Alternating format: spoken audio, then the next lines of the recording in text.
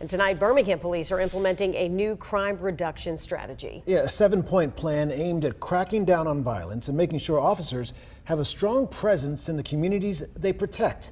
WVTM 13's Jarvis Robertson took a closer look at what this plan entails. What are they looking to add, Jarvis?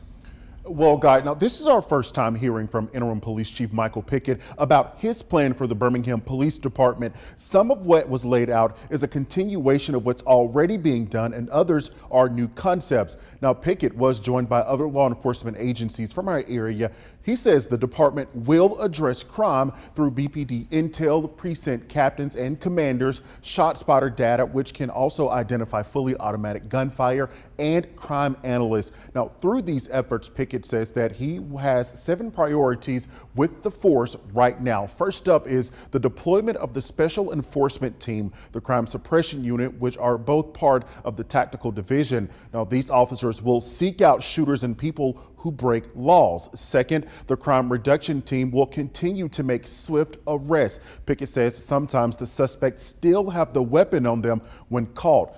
Thirdly, work closely with federal partners and the U.S. Attorney's Office, which he says that more federal indictments are coming.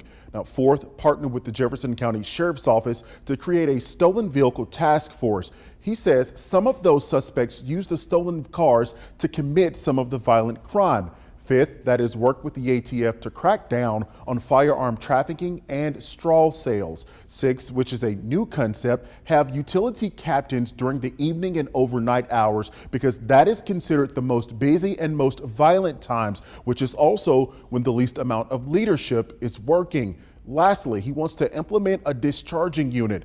This will work in conjunction with the legislation that makes it illegal to fire into a dwelling. Is a combination of strategy, meaningful investigations, and what some will call is a stick approach, which is direct pressure to comply with the laws of our city, county, and state.